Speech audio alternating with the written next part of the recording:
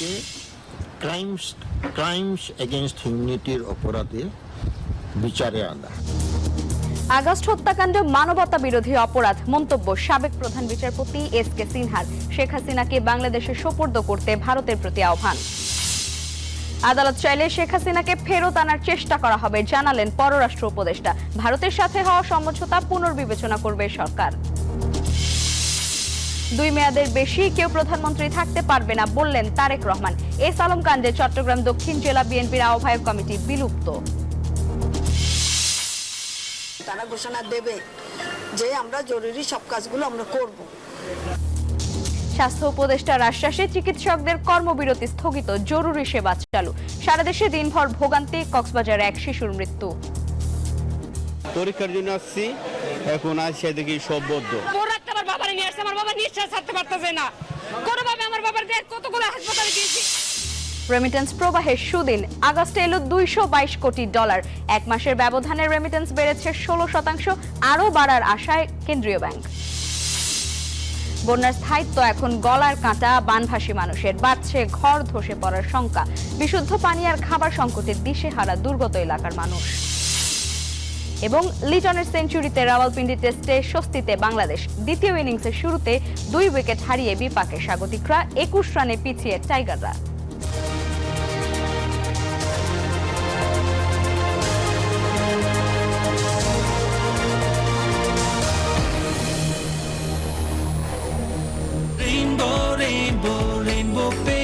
Rainbow Paints, the color of joy. স্বাগত জানাচ্ছি news 24 সকাল 7টার সংবাদে। সঙ্গে আছি আমি লাইবা জান্নাত। দেখছিলেন বসুন্ধরা টি সংবাদ শিরোনাম। শব্দের আরেক নাম, একদম ইউনিক স্ট্রাকচারাল ডিজাইনের কসমিক ডোর। এর ওয়াল থিকনেস ও রিপ থিকনেস বেশি থাকা থেকে 50 বছরেরও বেশি। কসমিক ডোর, নিশ্চিন্তে 50 বছর। এবারে জানাবো পুরো সংবাদ।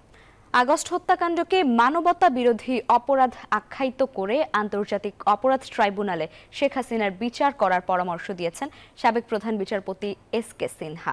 যুক্তরাষ্ট্রে নিউজ 24-কে দেয়া এক একান্ত সাক্ষাৎকারে তিনি কথা বলেন।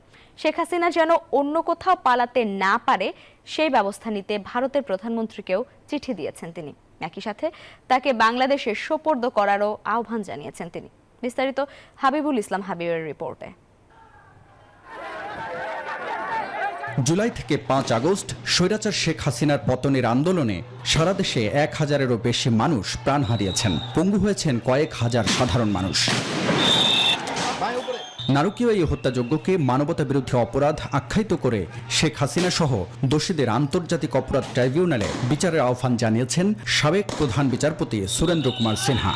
আমাদের এখানে যে ট্রাইব্যুনাল আছে, আমাদের এখানে কম্পিটেন্ট বিচারক আছে, তাকে ক্রাইমস এগেইনস্ট হিউম্যানিটির অপরাধে বিচারে আনা।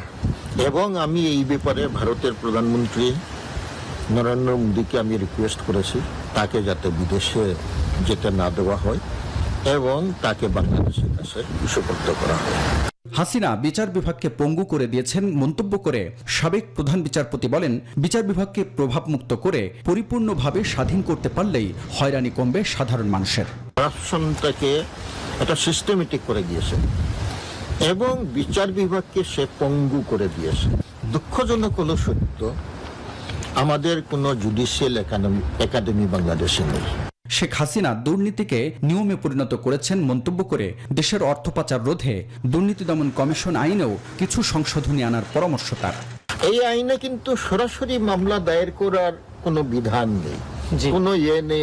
আপনাকে পারমিশন দিতে হবে অনেকগুলা প্রসিডিওরাল পারমিশন, এইগুলা নিতে অপর একটা সংগঠিত হয়ে এরা পালিয়ে যাবে।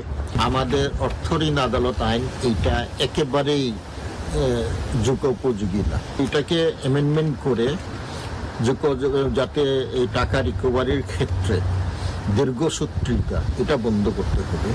ব্যাংকগুলাকে ইন্ডিপেন্ডেন্ট ভাবে তাদের সিদ্ধান্ত দেওয়ার ক্ষমতা দেওয়া।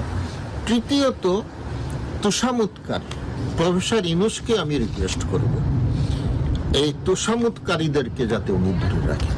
সংবিধানের ষোড়শ সংশোধনী বাতিলের রায় এবং কিছু পর্যবেক্ষণের কারণে ক্ষমতাসীনদের তোপের মুখে 2017 সালের অক্টোবরের শুরুতে ছুটিতে যান সিনহা। পরে বিদেশ থেকে তিনি পদত্যাগপত্র পাঠিয়ে দেন।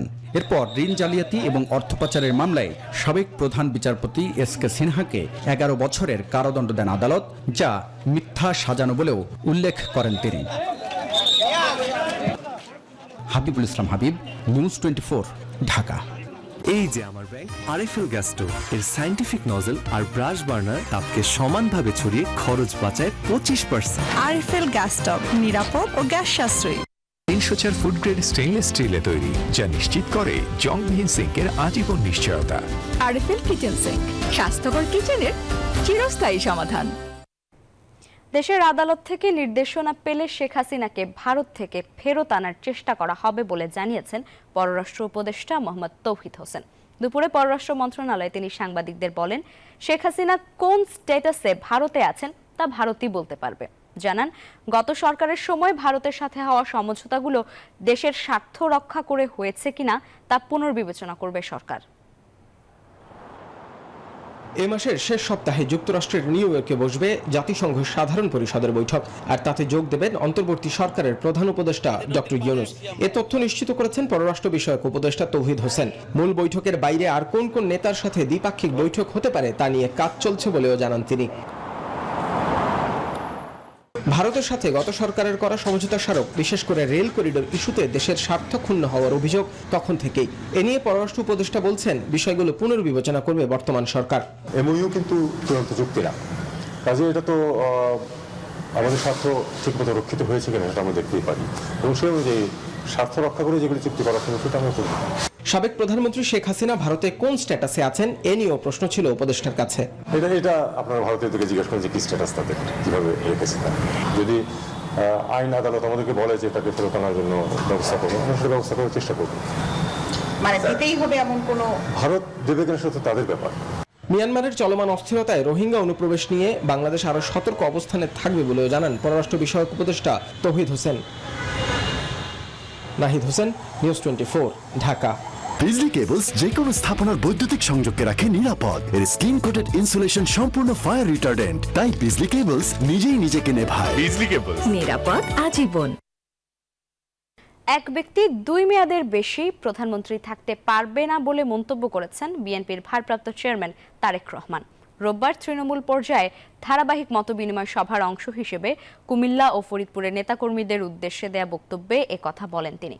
ক্ষমতা কুক্ষিগত করে আর যেন কেউ স্বৈরাচারী না হয়ে উঠতে পারে তা নিশ্চিত করতে বিএনপি সংবিধানে এমন ব্যবস্থা রাখতে চায়। তারেক রহমান বলেন, গত 5 আগস্ট স্বৈরাচার পতনের সঙ্গে সঙ্গে বাংলাদেশের মানুষের প্রত্যাশায় যুক্ত হয়েছে নতুন আশাবাদ, যা বুঝতে না পারলে ছিটকে পড়তে হবে বলেও মন্তব্য করেন তারেক জিয়া। চট্টগ্রাম দক্ষিণ জেলা বিএনপির আহ্বায়ক কমিটি বিলুপ্ত করা হয়েছে। রবিবার রাতে বিএনপির কেন্দ্রীয় কমিটির সিনিয়র যুগ্ম মহাসচিব অ্যাডভোকেট রুহুল কবির রিজভী স্বাক্ষরিত এক প্রেস বিজ্ঞপ্তিতে এ তথ্য জানানো হয়। এতে বলা হয়, পরবর্তী কমিটি ঘোষিত না হওয়া পর্যন্ত চট্টগ্রাম দক্ষিণ জেলা বিএনপি নামে কোনো সাংগঠনিক কার্যক্রম চালানো যাবে না। এর আগে চট্টগ্রামের একটি ডিপো থেকে এস আলম গ্রুপের বিলাসবহুল গাড়ি সরানোর ঘটনার একটি ভিডিও সামাজিক যোগাযোগ মাধ্যমে ভাইরাল হয়। চট্টগ্রাম দক্ষিণ জেলার বিএনপি আহ্বায়ক আবু সুফিয়ান, যুগ্ম আহ্বায়ক এনামুল হক এনাম ও কর্ণফুলী বিএনপির আহ্বায়ক SM মামুনের উপস্থিতিতে এই ঘটনা ঘটে বলে অভিযোগ ওঠে।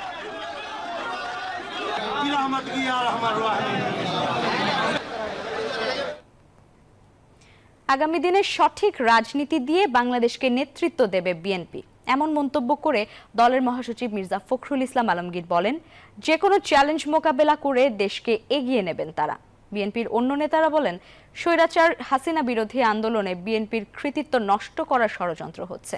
আর দলের নেতাকর্মীরা চান অনুপ্রবেশকারী ও বিশৃঙ্খলাকারীদের বিরুদ্ধে দলের কঠোর অবস্থান। ৪৭ বছরে পা রাখল জিয়াউর রহমানের গড়া দল বিএনপি। গেল ১৭ বছরের দুঃশাসনের ধকল কাটিয়ে রাজনীতির মুক্ত বাতাসে বিএনপি নেতাকর্মীরা। প্রতিষ্ঠাবার্ষিকীর দিন তাই রাজধানীর চন্দ্রিমা উদ্যান পরিণত হয় জনসমুদ্রে। রবিবার 11টার দিকে জ্যেষ্ঠ নেতাদের নিয়ে জিয়া রহমানের সমাধিতে পুষ্পস্তবক অর্পণ করেন বিএনপি মহাসচিব। পরে বলেন, আগামী দিন হবে স্বচ্ছ ও সুন্দর রাজনীতির। সঠিক রাজনীতি এবং জনগণকে সঙ্গে নিয়ে আবারও সঠিকভাবেই সামনের দিকে এগিয়ে যাবে। বাংলাদেশকে নতুন করে গড়ে তোলবার জন্য প্রতিজ্ঞাবদ্ধ হয়েছি, শপথ নিয়েছি এবং যে কোনো বাধাই আসুক সব চ্যালেঞ্জকে মোকাবেলা করে বাংলাদেশে গণতন্ত্র সুপ্রতিষ্ঠা করা। এদিকে বন্যায় নিহত মানুষের স্মরণে নয়াপল্টনে মিলাদের আয়োজন করে বিএনপি। এতে দলটির নেতারা বলেন, হাসিনা সরকারের বিরুদ্ধে 15 বছর ধরে আন্দোলন করেছে বিএনপি, সেই অবদান ভুলিয়ে দিতে চায় একটি চক্র। ছাত্র জনতার আন্দোলন, এখানে ছাত্রদের পাশে যেই জনতা ছিল সেই জনতা হলো বিএনপির একটা অংশ। গত 15 বছর ধরে আমাদের প্রায় 700 নেতা কর্মীকে গুম করা হয়েছে, তার মধ্যে 3 জন সদস্য ছিলেন।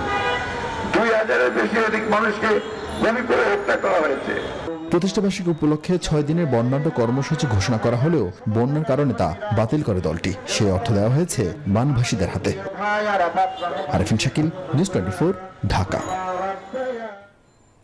স্বাস্থ্য পরীক্ষার জন্য রাতে সিঙ্গাপুরে গেছেন বিএনপি মহাসচিব মির্জা ফখরুল ইসলাম আলমগীর। রাত 11:55 সিঙ্গাপুর এয়ারলাইন্সের একটি ফ্লাইটে তিনি ঢাকা ছাড়েন। আগামী 7 সেপ্টেম্বর তার দেশে ফেরার কথা রয়েছে। 2015 সালে কারাবন্দী অবস্থায় বিএনপি মহাসচিবের ঘাড়ের ইন্টারনাল ক্যারোটিড আর্টারিতে ব্লক ধরা পড়লে মুক্তির পর সিঙ্গাপুর গিয়ে চিকিৎসা করান তিনি।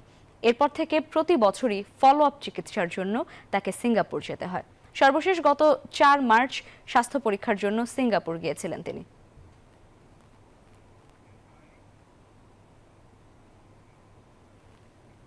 দিনভর রোগী ভোগান্তি শেষে কমপ্লিট শাটডাউন স্থগিত করেছেন আন্দোলনকারী চিকিৎসকরা।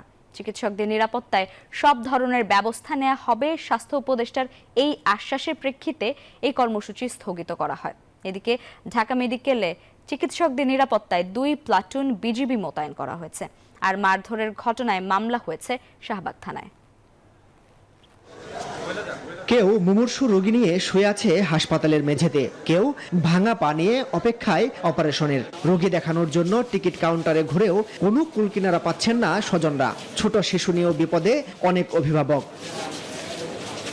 রবিবার সকালে ঢাকা মেডিকেল কলেজের ইমার্জেন্সি চত্বরের চিত্র এটি। শনিবার সহকর্মী চিকিৎসকদের মারধর ও হাসপাতালের জরুরি বিভাগে ভাঙচুরের ঘটনার প্রতিবাদে বিচারের দাবিতে কর্মবিরতিতে যায় ঢাকা মেডিকেলের ডাক্তাররা। এমন অবস্থায় দূর দূরান্ত থেকে আসা রোগী ও তাদের স্বজনরা পড়েছেন অসহনীয় দুর্ভোগে। আমার বাবা নিঃশ্বাস নিতে পারতেছে না, এই জন্য কে দায়ী হবে? কেন তারা মারামারি করবে? আমরা সাধারণ মানুষ কি করেছি তাদের? আজকে রবিবার ডেট দিছিল, আজকে আসছি এখানে ভর্তি হওয়ার জন্য। আইসা দেখি যে ডাক্তার নাই চেম্বারে।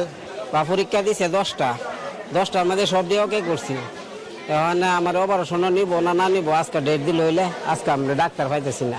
আইসি ভাড়া গিয়ে 4000 টাকা গাড়ি ভাড়া দিয়ে আবার গাড়ি ভাড়া দিয়ে যাম, আমি আবার গাড়ি ভাড়া দিয়ে আমি এটা ফার্ম করে। এমন অবস্থায় সচিবালয়ে সাংবাদিকদের ব্রিফ করেন স্বাস্থ্য উপদেষ্টা। চিকিৎসকদের আহ্বান জানান কাজে ফেরার জন্য। অনুরোধ করব, আইন নিজের হাতে তুলে নেবেন না। পরে তিনি ঢাকা মেডিকেলে আন্দোলনরতদের সাথে বৈঠকে বসেন। আলোচনা শেষে তিনি সাংবাদিকদের জানান, চিকিৎসকরা তাদের শাটডাউন কর্মসূচি স্থগিত করেছে। আসলে ওরা মুখে বলেছে কর্মবিরতি, প্রত্যেকটা ডাক্তার কিন্তু তাদের আন্ডারে যে রোগী ছিল তাদের সেবা কিন্তু দিয়ে গেছে। যে আসামিরা এই অঘটন ঘটিয়েছে তাদেরকে অ্যারেস্ট করার পরপরই তারা সম্পূর্ণ সার্ভিস চালু করবেন সারা দেশব্যাপী। এখন থেকে জরুরি চিকিৎসা সেবা এখন থেকে শুরু হচ্ছে। এদিকে চিকিৎসকদের উপর হামলার ঘটনায় শাহবাগ থানায় মামলা হয়েছে। আর ঢাকা মেডিকেলে চিকিৎসকদের নিরাপত্তায় 2 প্লাটুন বিজিবি মোতায়েন করা হয়েছে। মাসুদ সুমন, নিউজ 24, ঢাকা। হাসপাতালের চিকিৎসা ব্যবস্থার সবশেষ খবর জানাতে চট্টগ্রাম থেকে সরাসরি যোগ দিচ্ছেন সহকর্মী নয়ন বড়ুয়া জয়।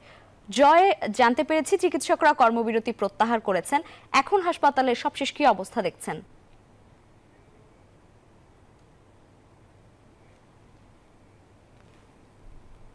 জান্নাত, আপনাকে আপনি দেখতে পাচ্ছেন যে গতকাল দুপুর থেকে কিন্তু চিকিৎসা সেবা একেবারে বন্ধ ছিল, তবে রাত থেকে যখন তাদের কর্মসূচি স্থগিত করেছে এই কারণে কিন্তু আমরা দেখছি রাত থেকে সেবা কার্যক্রম শুরু হয়েছে। সরকারি মেডিকেলগুলোতে কিন্তু সেবা কার্যক্রম তারা চালাচ্ছে, বেসরকারি মেডিকেলও কিন্তু আমরা দেখেছি তারা কার্যক্রম চালাচ্ছে। তার কারণে রুগীদের ভিড় সরকারি মেডিকেলে সবচেয়ে বেশি আমরা দেখছি সকালে দেখতে পাচ্ছেন একেবারে সাত সকালে বিভিন্ন জায়গা থেকে রুগীদের নিয়ে চট্টগ্রাম মেডিকেলে নিয়ে আসা হচ্ছে। যেহেতু চট্টগ্রাম মেডিকেল বলতে চট্টগ্রাম বিভাগের সবচেয়ে বড় হাসপাতাল এটি, বিভাগের বিভিন্ন প্রত্যন্ত অঞ্চল থেকে যেহেতু কম খরচের জন্য চট্টগ্রাম মেডিকেলে আসে, তবে এখানে চিকিৎসা সেবা চলছে। তবে আউটডোর যেখানে চিকিৎসকরা বসেন তারা এখনো পর্যন্ত চট্টগ্রাম মেডিকেল সহ কোনো জায়গায় চিকিৎসা সেবা দিতে আমরা দেখিনি। তবে 8টার পর থেকে তারা চিকিৎসা সেবা দেয়। আমরা যতটুকু জেনেছি তারা তাদের চেম্বারে কিন্তু আজকে চিকিৎসা সেবা দেবে না বলে আমাদেরকে জানিয়েছেন। তবে এখনো পর্যন্ত আমরা নিশ্চিত হতে পারিনি চিকিৎসকরা যেখানে বেসরকারি চেম্বারগুলো আছে সেখানেই কিন্তু তাদেরকে আজকে বসবে কিনা তাও কিন্তু খুব সন্দেহ আছে। এই ছিল আমার এখানকার সর্বশেষ। ফিরে যাচ্ছি স্টুডিওতে। জয়, ধন্যবাদ আপনাকে। ঢাকার 7 আসনের সাবেক সংসদ সদস্য হাজী মোহাম্মদ সেলিমকে আটক করেছে আইন শৃঙ্খলা রক্ষাকারী বাহিনী। রোববার রাতে রাজধানীর বংশাল থেকে তাকে আটক করা হয়। কোটা সংস্কার আন্দোলনের সময় শিক্ষার্থীদের তোপের মুখে পড়েন হাজী সেলিম, পরে হাসপাতালে গিয়ে আশ্রয় নেন। এর আগে অবৈধ সম্পদ অর্জনের অভিযোগে দুর্নীতি দমন কমিশনের মামলায় 2008 সালে 13 বছরের সাজা হয় তার। তবে 2022 সালে এই সাজা কমিয়ে 10 বছর করে হাইকোর্ট। স্বৈরাচার শেখ হাসিনার পতন আর আর্থিক খাত সংস্কারের খবরে সুদিন ফিরছে প্রবাসী আয়। জুলাইয়ে ধস নামলেও গেল আগস্টে $2 বিলিয়ন বেশি রেমিটেন্স পাঠিয়েছেন প্রবাসীরা। প্রতিবারের মতো এবারও প্রবাসী আয় সংগ্রহে এগিয়ে বেসরকারি বাণিজ্যিক ব্যাংকগুলো। আগামীতে রেমিটেন্স প্রবাহ আরও বাড়তে পারে বলে জানিয়েছেন কেন্দ্রীয় ব্যাংকের মুখপাত্র। জুলাইয়ে ছাত্র আন্দোলনের মধ্যে ভাটা পড়ে প্রবাসী আয়। 10 মাসের মধ্যে সর্বনিম্ন প্রবাসী আয় দেখে বাংলাদেশ। শেখ হাসিনার পদত্যাগ আর অন্তর্বর্তীকালীন সরকার গঠনের পর এবার দেখা গেল ভিন্ন চিত্র। বৈধ পথে গেল আগস্ট মাসে 222 কোটি বা $2.22 বিলিয়ন সমপরিমাণের রেমিটেন্স পাঠিয়েছেন প্রবাসীরা বাংলাদেশি মুদ্রায়, যার পরিমাণ 26,567 কোটি টাকা। বাংলাদেশ ব্যাংকের তথ্য বলছে 1 মাসের ব্যবধানে রেমিটেন্স বেড়েছে 16%। খাত সংশ্লিষ্টরা বলছেন সংকটের মধ্যে বিপুল পরিমাণ প্রবাসী আয় স্বস্তি ফেরাবে অর্থনীতিতে। গত মাসগুলোর তুলনায় রেমিটেন্সের প্রভাবটা অনেক বেড়ে গেছে এবং আমাদের বিশ্বাস যদি এই তারা অব্যাহত থাকে তাহলে আমাদের বৈদেশিক মুদ্রার যে সংকট সেটা কেটে যাবে। ব্যাংক খাতে সংস্কার শুরু হওয়ায় আস্থা সংকট কেটেছে প্রবাসীদের, ফলে রেমিটেন্স প্রবাহ আরও বাড়বে এমন প্রত্যাশা কেন্দ্রীয় ব্যাংকের। গত বছরের একই সময়ের তুলনায় এই আগস্টের যে রেমিটেন্স প্রবাহ সেটা প্রায় 39% ইনক্রিজ করেছে। তো আমরা মনে করি যে সামনে এটা আরো বৃদ্ধি পাবে।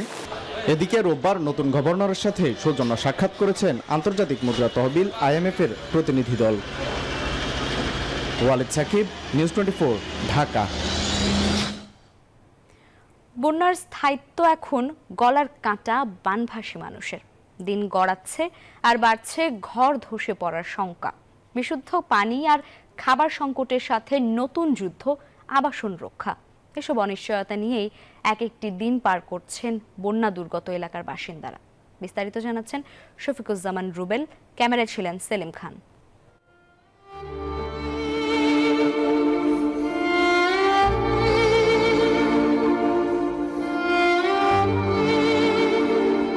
বানের জলে কাঁচা ঘরটির এক পাশ ধসে পড়েছে অনেক আগেই। পানির স্থায়িত্বে এখন নড়বড়ে বাড়ির খুঁটির জোর। আপন ঠিকানার দিকে তাকিয়ে তাই জীবনে টিকে থাকার ভাবনায় নারায়ণ চন্দ্র দাস।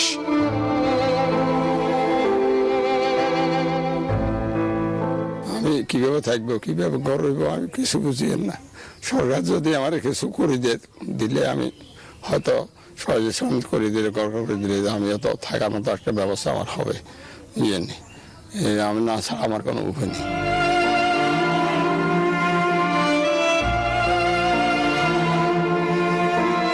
ধসে পড়া ঘর রক্ষায় যেন যুদ্ধ করছেন শায়না রানীও।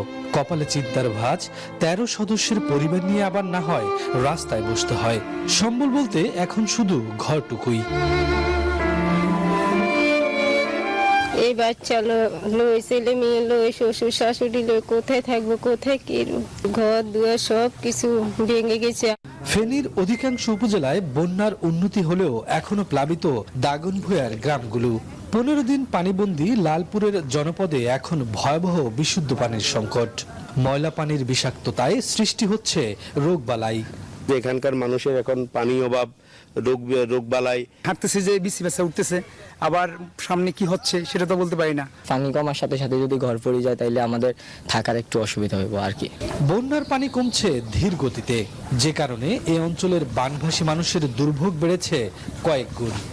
পানি কমা সবার জীবনে আশীর্বাদ হিসেবে আসলো, এদের জীবনে তা অভিশাপে রূপ নিচ্ছে। কেননা যতই পানি কমছে একটু একটু করে তাদের বসত ঘর ধসে পড়ছে। আশঙ্কা, পুরো পানি কমলে ঘর আদৌ টিকবে কি? এমন দৃশ্য দাগনভূঞার অধিকাংশ অঞ্চলে। শফিকুজ্জামান রুবেল, নিউজ 24, ফেনী, দাগনভূঞা। সংবাদের সময় হলো একটি বিরতির, ফিরবো আরো খবর নিয়ে।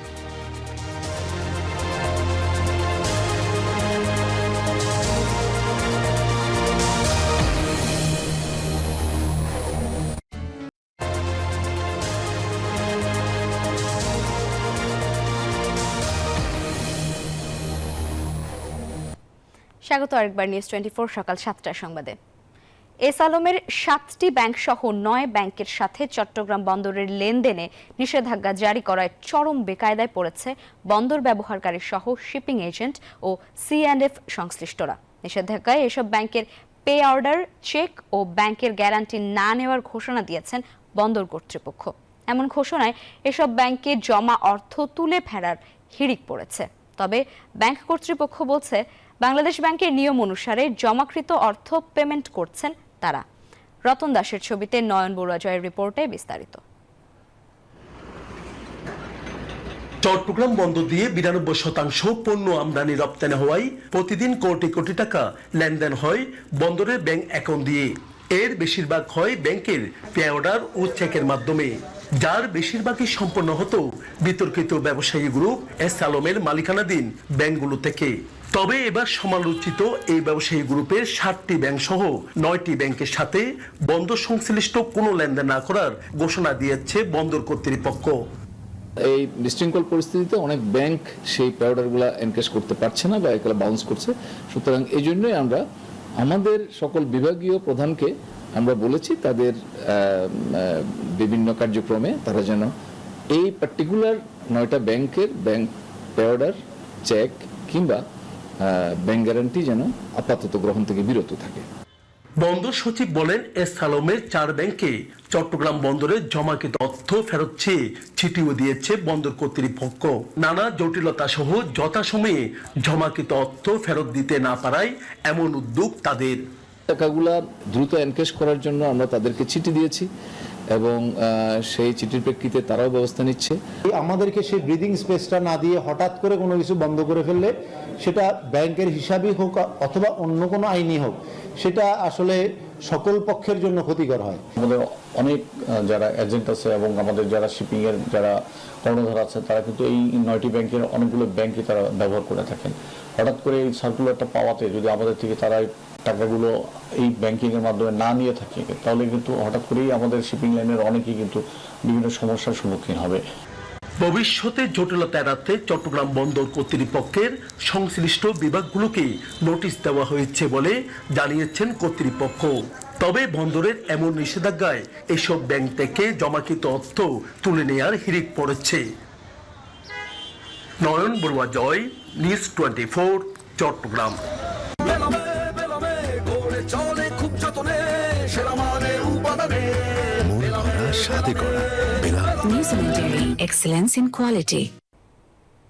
সাবেক পররাষ্ট্রমন্ত্রী ও আওয়ামী লীগের যুগ্ম সম্পাদক হাসান মাহমুদের ভাই এরশাদ মাহমুদের দখলে থাকা আরও 100 একর বনভূমি উদ্ধার করেছে বন বিভাগ। এ নিয়ে টানা 4 দিনের অভিযানে দখলে থাকা মোট 200 একর বন উদ্ধার হলো। এ নিয়ে মামলার প্রস্তুতি চলছে। সচেতন মহল বলছে দখলদারের বিরুদ্ধে কঠোর ব্যবস্থা নেওয়ার সময় এখন। নয়ন বড়ুয়া জয়ের রিপোর্ট, ক্যামেরায় ছিলেন রতন দাস। 2009 সালের পর থেকে সাবেক পররাষ্ট্রমন্ত্রী ও আওয়ামী লীগের যুগ্ম সম্পাদক হাসান মাহমুদের প্রভাব কাটিয়ে বন বিভাগের মালিকানাধীন একের পর এক পাহাড় থেকে শুরু করে জলাশয়, সমতল ভূমি দখল করতে থাকেন তার ছোট ভাই এরশাদ মাহমুদ। দখল করা এসব জমিতে তিনি গড়ে তোলেন পর্যটন কেন্দ্র, বাংলো, বাগান, গয়াল, গরুর খামার সহ নানা স্থাপনা। বিভিন্ন জলাশয় দখলে নিয়ে শুরু করেন মাছ চাষ। শুধু খুরশিয়া রেঞ্জের 4টি বনবিটের অধীনে প্রায় 212 একর জমি দখল করেছিলেন এরশাদ মাহমুদ। দীর্ঘ 16 বছর পর এসব জমি ফিরে পেল বন বিভাগ। রাঙ্গুনিয়ার বিভিন্ন এলাকায় অভিযান চালিয়ে সব জমি উদ্ধার করা হয়েছে। যদিও এই সুযোগে এখানে লুটপাট চালায় দুর্বৃত্তরা, নিয়ে যায় শতাধিক গরু ও খামারের নানা অবকাঠামো। ওনাদের ছিল না, আগে রিজার্ভ ছিল, ওই যেগুলো হাগসে ছিল এগুলো কিনে লইছে। ওদের অনেক পাওয়ার ছিল এখানে সুখবিলাসে বা বিশেষ করে দক্ষিণ রাঙ্গুনিয়াতে, এদের উপর কেউ কথা বলতে পারতো না। বন বিভাগ জানায় জমি উদ্ধারে 2023 সালে জেলা প্রশাসকের কাছে চিঠি দেওয়া হয়েছিল।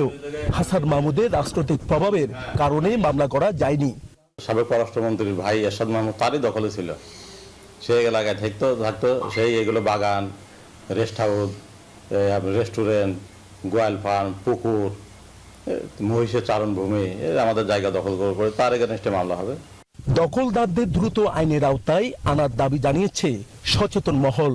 বন বিভাগের হোক বা যে কোনো রাষ্ট্রীয় তথা জনগণের সম্পত্তি যারা লুট করেছে প্রত্যেকে আইনের আওতায় আনতে হবে। 2008 সাল থেকে টানা চতুর্থবারের মতো চট্টগ্রামের রাঙ্গুনিয়ার সংসদ সদস্য হিসেবে নির্বাচিত হয়ে বেশ কয়েকটি গুরুত্বপূর্ণ মন্ত্রণালয়ের দায়িত্বে ছিলেন আওয়ামী লীগের যুগ্ম সাধারণ সম্পাদক হাসান মাহমুদ। 1.5 দশকেরও বেশি সময় ধরে তার ছত্রছায়ায় এলাকায় দখল ও লুটপাটের রাজত্ব কায়েমের অভিযোগ রয়েছে পরিবারের সদস্যদের বিরুদ্ধে। নয়ন বড়ুয়া জয়, নিউজ 24, চট্টগ্রাম।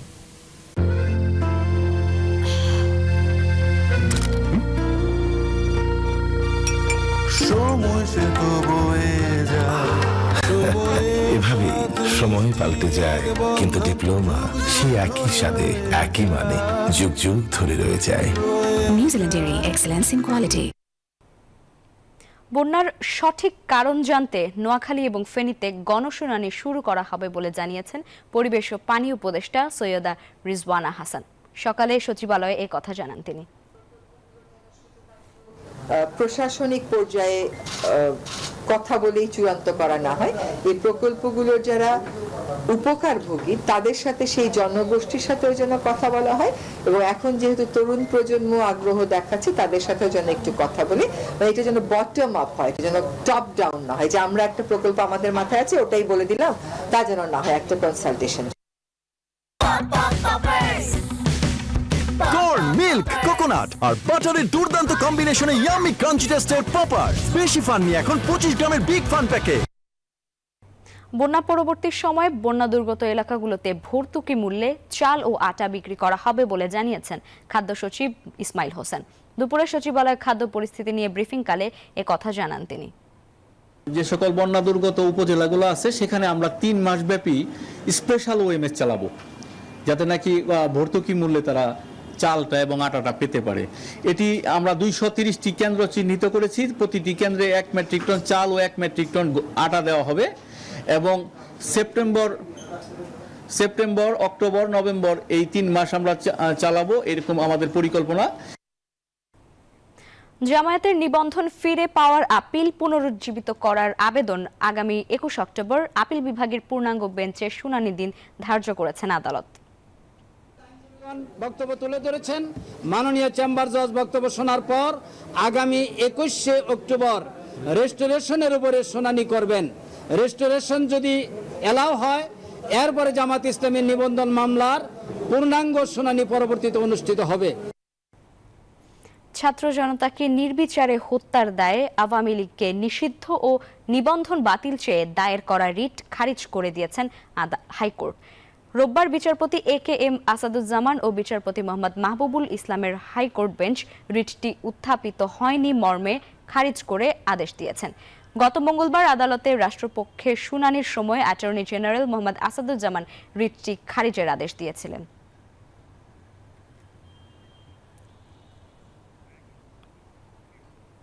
নিউজ 24 সকাল 7টার সংবাদের সময় হলো আরও একটি বিরতি, সঙ্গেই থাকুন।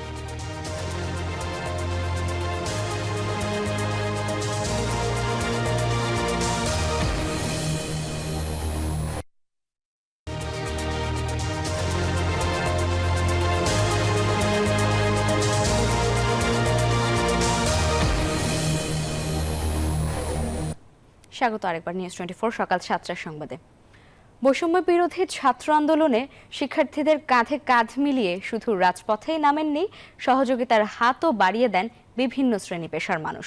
নতুন বাংলাদেশের স্বপ্নযাত্রায় তাদের কেউ কেউ জীবন উৎসর্গ করেছেন, বরণ করেছেন পঙ্গুত্ব।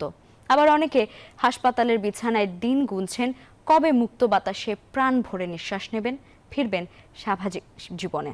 ফখরুল ইসলাম পলাশের তথ্যচিত্র ডেস্ক রিপোর্ট। ইরফাত আলী জীবনবন্দি দিনাজপুর জেনারেল হাসপাতালের 4 দেয়ালে। বৈষম্য বিরোধী ছাত্র আন্দোলনের ভয়াবহতা নিমেষেই বদলে দিয়েছে এই অ্যাম্বুলেন্স চালকের সবকিছু। 4 আগস্ট বৈষম্য বিরোধী ছাত্র আন্দোলনে উত্তাল দেশ। আহত শিক্ষার্থীদের হাসপাতালে নেওয়ার সময় হাসপাতালের সামনেই হাতে গুলি লাগে ইরফাতের।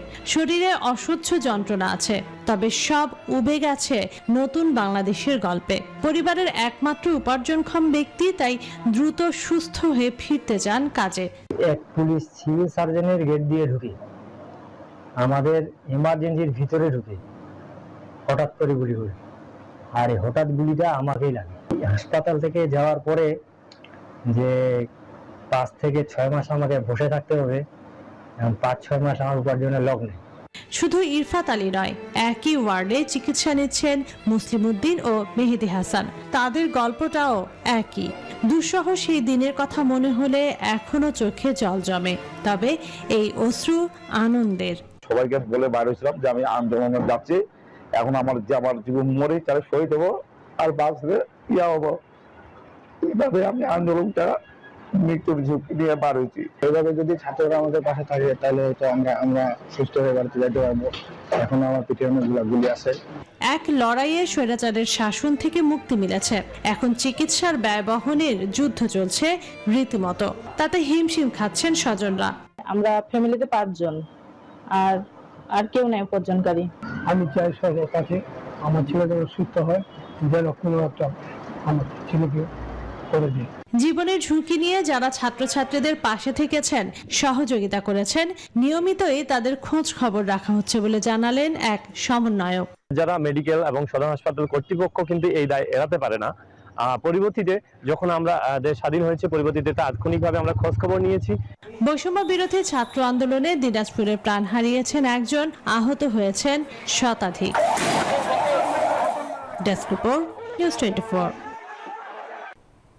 ছাত্র জনতার অভ্যুত্থানে শেখ হাসিনা সরকারের পতনে 1.5 দশক পর স্বস্তির নিঃশ্বাস ফেলছেন বিএনপির তৃণমূলের নেতাকর্মীরাও। অথচ কিছুদিন আগেও রাজনীতির ভবিষ্যৎ নিয়ে হতাশায় ভুগছিলেন তারা। বিএনপি নেতারা বলছেন, এখন দল গুছিয়ে নির্বাচনের প্রস্তুতি নেয়ার পাশাপাশি সব ষড়যন্ত্র রুখে দিতে তারা প্রস্তুত। গত 15 বছর আওয়ামী সরকারের দমন পীড়নে অনেকটা পালিয়ে বেড়ানো বিএনপির নেতাকর্মীরা এখন প্রকাশ্যে। দীর্ঘদিন পর তারা বাসাবাড়িতে অবস্থান করছেন। রাজপথেও এখন তাদের সরব উপস্থিতি, সক্রিয় হচ্ছে দল গোছাতেও। 5 আগস্ট শেখ হাসিনা দেশ ছেড়ে পালিয়ে যাওয়ার পর ছাত্র জনতার সাথে রাজপথে নেমে আসেন বিএনপির নেতাকর্মীরাও। নেতাকর্মীরা মনে করেন রাজনীতিতে বিএনপির সুদিন ফিরেছে।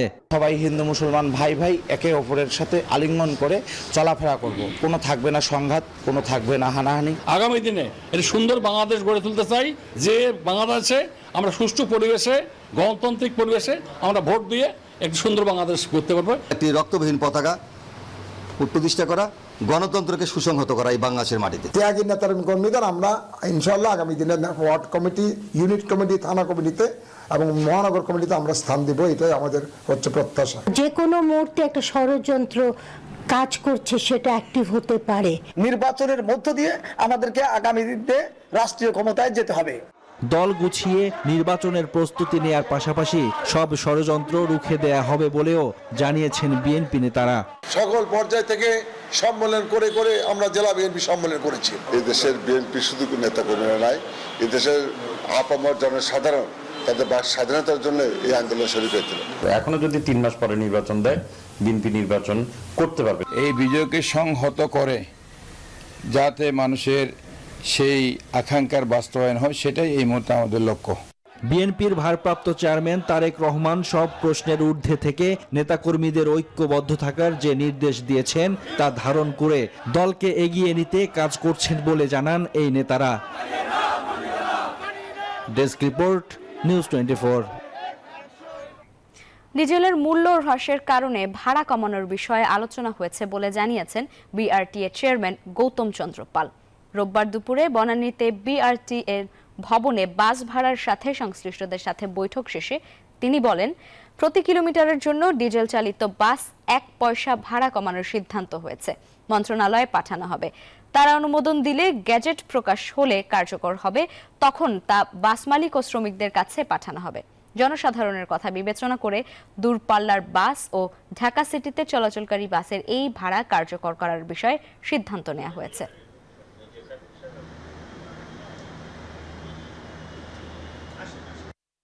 এবারে জানাবো ফার্স্ট সিকিউরিটি ইসলামী ব্যাংক পিএলসি অর্থ বাণিজ্য সংবাদ।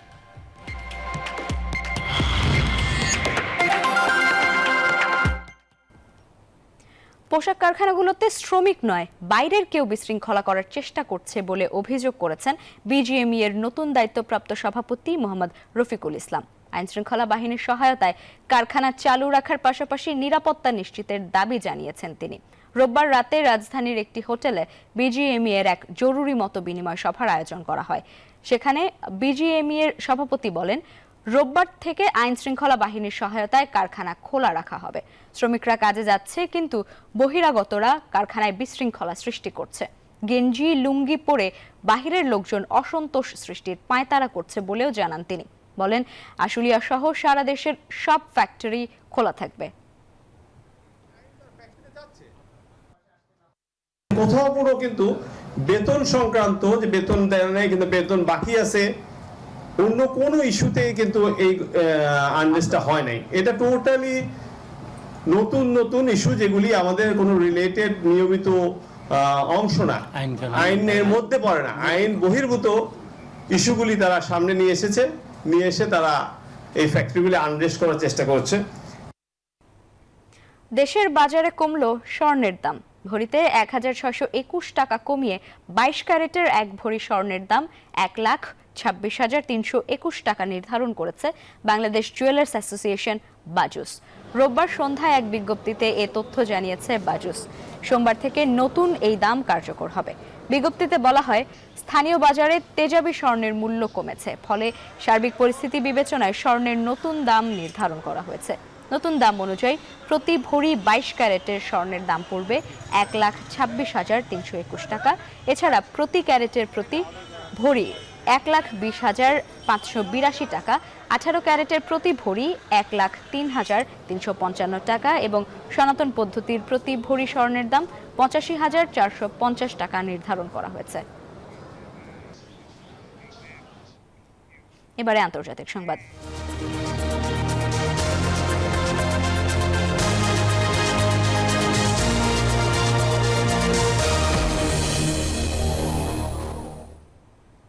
আসামের মুখ্যমন্ত্রীর মুসলিম বিদ্বেষী বক্তব্যে তোলপাড় ভারতের রাজনৈতিক অঙ্গন।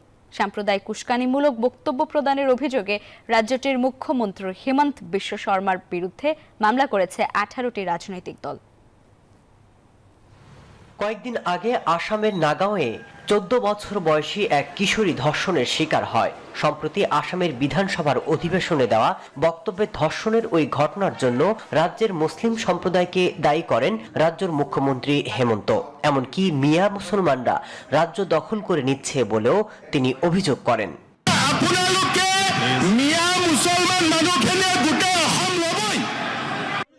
বিরোধীদের অভিযোগ, লোকসভা নির্বাচনের সময় থেকে মুখ্যমন্ত্রী রাজ্যে সাম্প্রদায়িক দাঙ্গা বাঁধানোর চেষ্টা করেছেন। সম্প্রতি রাজ্যের মুসলিমদের নিয়ে তিনি যে মন্তব্য করেছেন তা আপত্তিজনক। এমন মন্তব্যের জেরে তার বিরুদ্ধে রাজ্যের 18 বিধায়ক মামলা দায়ের করেছেন। 3 करोड़ 40 लाख लोगों की सेफ्टी सिक्योरिटी मुहैया करना ये चीफ मिनिस्टर की रेस्पॉन्सिबिलिटी है, जिम्मेदारी है। आपको इस जिम्मेदारी लेना पड़ेगा।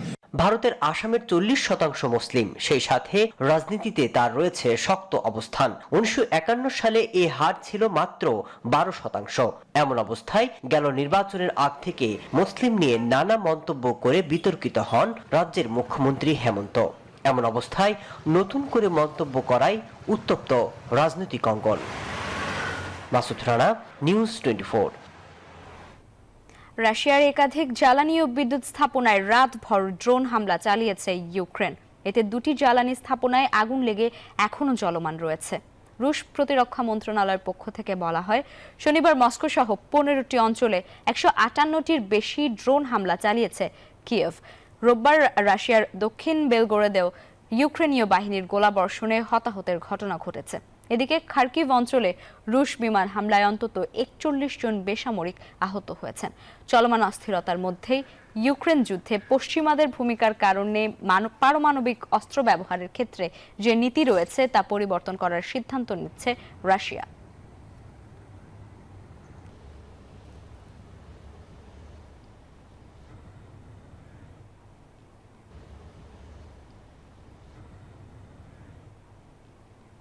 যুক্তরাষ্ট্রের সাথে ভাঙা সম্পর্ক মেরামতে উঠে পড়ে লেগেছে বেইজিং। এরই মধ্যে যুক্তরাষ্ট্রের সাথে সুসম্পর্ক বজায় রাখতে প্রতিশ্রুতি দিয়েছেন চীনের প্রেসিডেন্ট শি জিনপিং। মার্কিন নির্বাচনকে সামনে রেখে ট্রাম্প কামলার বেইজিং নীতিও কৌশলী হচ্ছে। হুমকি নয়, বরং বেইজিং এর সাথে সুসম্পর্ক রাখার ইঙ্গিত দিচ্ছেন দুই প্রেসিডেন্ট প্রার্থী। 2016 সালের পর প্রথমবার চীন সফরে গেলেন মার্কিন কোনো জাতীয় নিরাপত্তা উপদেষ্টা। 3 দিনের রাষ্ট্রীয় সফরে জ্যাক সুলভিন, প্রেসিডেন্ট শি জিনপিং, পররাষ্ট্রমন্ত্রী ওয়াং ই এবং অন্যান্য উচ্চপদস্থ কর্মকর্তাদের সাথে দেখা করেন। এ সময় উভয় দেশের বৈরিতাকে পাশে রেখে সম্পর্ক মেরামতে জোর দেয় চীন। সুলভিন ঠিক এমন সময়ে এই সফর করছেন যখন জাপান এবং ফিলিপাইনের সাথে নিরাপত্তা ইস্যুতে জড়িয়ে পড়েছে বেইজিং। তবে সব বিভেদ রেখে যুক্তরাষ্ট্রের সাথে সুসম্পর্ক বজায় রাখতে প্রতিশ্রুতি দেন শি জিনপিং। এদিকে প্রেসিডেন্ট নির্বাচন প্রতিযোগিতায় উত্তপ্ত মার্কিন রাজনীতি। অভিবাসন, প্রজনন অধিকার, সামাজিক খাতের সরকারি ব্যয়, এমনকি কূটনীতিক ইস্যুতে নিজ নিজ অবস্থান থেকে তারা একে অন্যকে আক্রমণ করে যাচ্ছেন। তবে সব ইস্যুকে ছাপিয়ে গুরুত্ব পাচ্ছে চীন ইস্যু। পরাশক্তি চীনের বিষয়ে ভিন্ন কৌশল এবং নীতি অনুসরণ করছেন কমলা এবং Trump. And for this same reason, we will also allow new parents. তবে বিশ্লেষকদের মত, চীন যে যুক্তরাষ্ট্রের জন্য বড় হুমকি সে বিষয়ে তারা নীতিগতভাবে একমত। তারা কিভাবে চীনকে মোকাবেলা করবে সেটি এখন বিতর্কের বিষয় হয়ে দাঁড়িয়েছে। মাসুদ রানা, নিউজ 24। নিউজ 24 সকালের নিউজ 24। দর্শক, এই ছিল নিউজ 24 সকালের সংবাদে। আরও সংবাদ ও বিশ্লেষণ জানতে ভিজিট করুন news24bd.tv। ধন্যবাদ সবাইকে।